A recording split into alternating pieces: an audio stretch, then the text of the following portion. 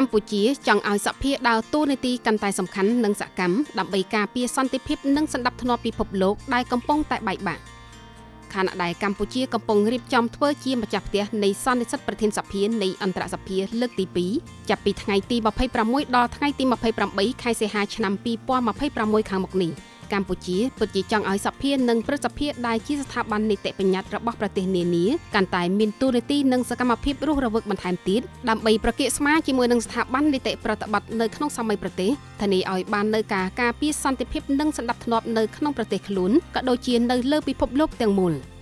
សន្និសីទប្រធានសភានៃអន្តរសភាលើកទី2នឹងប្រព្រឹត្តទៅនៅពេលដែលសហគមន៍អន្តរជាតិកំពុងតែប្រឈមមុខនឹងសម័យកាលដ៏ស្មុគស្មាញបំផុតមួយនៅក្នុងយុគសម័យប្រវត្តិសាស្ត្រថ្មីនេះចំនួនប្រដាប់អាវុធការប្រជែងគ្នាខាងភូមិសាស្ត្រនយោបាយការកើនឡើងនៃនានាការឯកតោភាគីនិយមគាំពៀនិយមភាពមិនប្រកបប្រជាផ្នែកសេដ្ឋកិច្ចនិងការវិវត្តដ៏លឿននៃបច្ចេកវិទ្យាពិតជាពេលវេលាដែលស្ថាប័ននីតិបញ្ញត្តិគួរតែពង្រឹងនិងពង្រីកសកម្មភាពឲ្យកាន់តែខ្លាំងក្លាបន្ថែមទៀតដើម្បីធានាឲ្យប្រទេសនីមួយៗអាចរក្សាបាននូវសន្តិភាពនិងចូលរួមចំណែករក្សាសន្តិភាពពិភពលោកមួយប្រកបដោយសុខដុមនីយកម្មនិងវិបុលភាព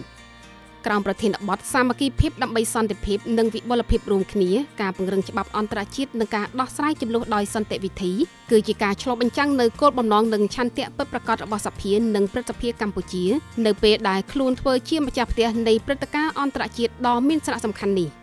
អស់រយៈពេលជាច្រើនទសវត្សរ៍មកហើយការទូតត្រូវបានគេមើលឃើញយ៉ាងទូលំទូលាយតាមរយៈសកម្មភាពរបស់រដ្ឋាភិបាលនិងក្រសួងការបរទេសប៉ុន្តែទោះជាយ៉ាងណាក៏ដោយបញ្ហាប្រឈមនាសម័យទំនើបទាមទារការចូលរួមកាន់តែទូលំទូលាយអង្គសភាក្នុងនាមជាតំណាងប្រជាជនបានកំពុងតែដើរតួនាទីមិនអាចខ្វះបានក្នុងការបង្កើតច្បាប់ធានាការទទួលខុសត្រូវរបស់រដ្ឋាភិបាលការលើកកម្ពស់សន្តិនិកនិងការកសាងគាំទ្រពីសាធារណជនសម្រាប់កិច្ចសហប្រតិបត្តិការអន្តរជាតិដូច្នេះការទូតសភាបានក្លាយជាការបំពេញបន្ថែមដ៏សំខាន់ចំពោះច្រកការទូតជាប្រពៃណីដោយបង្កើតបណ្ដាញបន្ថែមដែលបង្កើនការជឿទុកចិត្តរវាងគ្នានឹងគ្នាដើម្បីរក្សាសន្តិភាពនិងសន្តិភាពពិតប្រាកដនៅក្នុងប្រទេសតំបន់និងពិភពលោក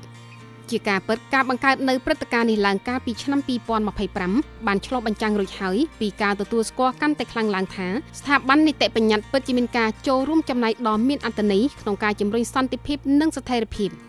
ក្រៅពីសេចក្តីប្រកាសជាផ្លូវការវេទិកានេះនឹងផ្ដល់ឱកាសសម្រាប់មេដឹកនាំសភាមកពីប្រព័ន្ធនយោបាយវប្បធម៌និងតំបន់ផ្សេងៗគ្នាដើម្បីផ្លាស់ប្ដូរទស្សនៈកំណត់អត្តសញ្ញាណផលប្រយោជន៍រួមលើកទឹកចិត្តដល់កិច្ចសហប្រតិបត្តិការជាក់ស្ដែងនិងចូលរួមចំណែកពង្រឹងពហុភាគីនិយមដែលកំពុងរងការគំរាមកំហែងយ៉ាងធ្ងន់ធ្ងរការសន្ទនាបែបនេះប្រហែលជាមិនអាចដោះស្រាយជម្លោះភ្លាមៗបានទេប៉ុន្តែវាជួយបណ្ដុះការយោគយល់គ្នាទៅវិញទៅមកដែលជារឿយៗអវត្តមាននៅពេលដែលភាពតានតឹងកើនឡើង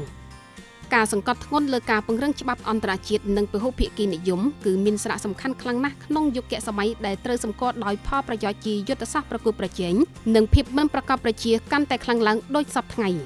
ការប្រកាន់ខ្ជាប់នៅច្បាប់អន្តរជាតិនៅតែជាមូលដ្ឋានគ្រឹះដ៏គួរឲ្យទុកចិត្តបំផុតមួយសម្រាប់ការរួមរស់ដោយសន្តិភាពក្នុងចំណោមប្រជាជាតិការគោរពអធិបតេយ្យភាពបូរណភាពទឹកដីការដោះស្រាយជម្លោះដោយសន្តិវិធីនិងគោលការណ៍ដែលមានចែងក្នុងធម្មនុញ្ញអង្គការសហប្រជាជាតិមិនមែនជាឧត្តមគតិអរូបីទេចំណុចសំខាន់ទាំងនេះគឺជាការការពារដ៏សំខាន់ប្រឆាំងនឹងអស្ថិរភាពតំបន់និងពិភពលោកនៅពេលដែលគោលការណ៍ទាំងនេះត្រូវបានគាំទ្រជាប់លាប់យន្តការនេះនឹងបង្កើតភាពអាចទស្សន៍ទាយបានកាន់តែច្រើនហើយឈានដល់ការកាត់បន្ថយហានិភ័យនៃការប្រឈមមុខដាក់គ្នានិងលើកកម្ពស់លក្ខខណ្ឌអំណោយផលដល់ការអភិវឌ្ឍប្រកបដោយចីរភាពសន្និសីទនេះក៏ត្រូវបានរំពឹងថានឹងគូសបញ្ជាក់ពីសច្ចភាពដ៏ស្ថិតស្ថេរមួយផងដែរគឺសន្តិភាពនិងវិបុលភាពដែលជាយន្តការមិនអាចកាត់ផ្តាច់ចេញពីគ្នាបានទេកំណើនសេដ្ឋកិច្ចប្រកបដោយចីរភាពមិនអាចរីកចម្រើនក្នុងអំឡុងពេលនៃជម្លោះបានទេជាសក្ខីកម្មពិតអស្ថិរភាពនិងរំខានដល់ពាណិជ្ជកម្មការវិនិយោគសន្តិសុខស្បៀងសន្តិសុខធម្មពលការអភិវឌ្ឍបញ្ហាប្រឈមសកលដូចជាការប្រែប្រួលអាកាសធាតុជំងឺរាតត្បាតការគំរាមកំហែងតាមអ៊ីនធឺណិតនិងឧក្រិដ្ឋកម្មឆ្លងដែនមិនអាចដោះស្រាយដោយប្រសិទ្ធភាពដោយប្រទេសណាមួយដែលធ្វើសកម្មភាពតែម្នាក់ឯងនោះទេតួនាទីរបស់កម្ពុជាជាម្ចាស់ផ្ទះមានសារៈសំខាន់ជានិមិត្តរូបជាពិសេសចំពោះសន្តិភាពទោះបីជាមកដល់ពេលនេះនៅតែមានប្រទេសមួយចំនួនមិនយល់ពីតម្លៃនៃសន្តិភាពយ៉ាងជ្រាលជ្រៅដែលកម្ពុជាកំពុងតែចង់បានកម្ពុជាបានរងគ្រោះនឹងជម្លោះជាច្រើនទសវត្សរ៍មុនពេលសម្រេចបាននូវសន្តិភាពពេញលេញនិងស្ថិរភាពយូរអង្វែងតាមរយៈការផ្សះផ្សាជាតិចាប់តាំងពីចុងឆ្នាំ1998មកដល់ពេលនេះ បទពិសោធន៍ដ៏កម្ររបស់កម្ពុជាគឺជាសក្ខីភាពដែលសន្តិភាពគឺជាមូលដ្ឋានគ្រឹះដ៏សំខាន់និងមិនអាចខ្វះបានសម្រាប់ការអភិវឌ្ឍសេដ្ឋកិច្ចការអភិវឌ្ឍហេដ្ឋារចនាសម្ព័ន្ធការកាត់បន្ថយភាពក្រីក្រនិងការចូលរួមលើឆាកអន្តរជាតិកាន់តែស៊ីជម្រៅភ្នំពេញសប្តាហ៍ថ្ងៃនេះមិនត្រឹមតែជារាជធានីរបស់ប្រទេសជាតិប៉ុណ្ណោះទេប៉ុន្តែជាការរំលឹកថាសង្គមអាចងើបឡើងវិញពីការបែកបាក់តាមរយៈការសន្ទនាការសម្របសម្រួលនិងការបដិញ្ញាចិត្តជាបន្តបន្ទាប់ចំពោះឯកភាពជាតិការធ្វើជាម្ចាស់ផ្ទះនៃព្រឹត្តិការណ៍នោះក៏ឆ្លុះបញ្ចាំងពីទំនុកចិត្តនិងការទទួលខុសត្រូវកាន់តែខ្លាំងឡើងរបស់ប្រទេសកម្ពុជានៅលើឆាកអន្តរជាតិផងដែរក្នុងប្រមាណឆ្នាំចុងក្រោយនេះកម្ពុជាបានក្លាយជាទីកន្លែងសម្រាប់ការសន្ទនាក្នុងតំបន់និងសកលដោយបង្ហាញពីឆន្ទៈរបស់ខ្លួនក្នុងការចូលរួមចំណែកប្រកបដោយស្ថាបនាចំពោះកិច្ចសហប្រតិបត្តិការពហុភាគីតាមរយៈការស្វាគមន៍ថ្នាក់ដឹកនាំសភាមកពីជុំវិញពិភពលោកកម្ពុជាកំពុងតែពង្រឹងការបដិញ្ញាចិត្តរបស់ខ្លួនក្នុងការលើកកម្ពស់ការចូលរួមដោយសន្តិវិធីនិងពង្រឹងភាពជាដៃគូដោយផ្អែកលើការគោរពគ្នាទៅវិញទៅមកនិងផលប្រយោជន៍រួម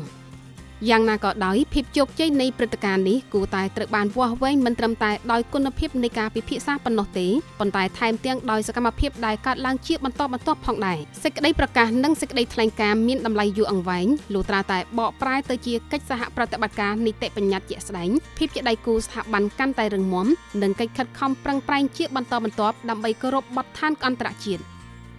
សរុបទៅការទូតសភាត្រូវតែបន្តហួសពីសាលសន្និសីទដោយលើកកម្ពស់ការផ្លាស់ប្ដូរជាប្រចាំដែលរួមចំណែកដល់ការកសាងទំនុកចិត្តនិងដោះស្រាយជម្លោះដោយសន្តិវិធីមកដល់ពេលនេះប្រវត្តិសាស្ត្របានបង្ហាញយ៉ាងច្បាស់ហើយថាសន្តិភាពដ៏យូរអង្វែងមិនអាចសម្រេចបានដោយប្រើកម្លាំងទ័ពនោះទេ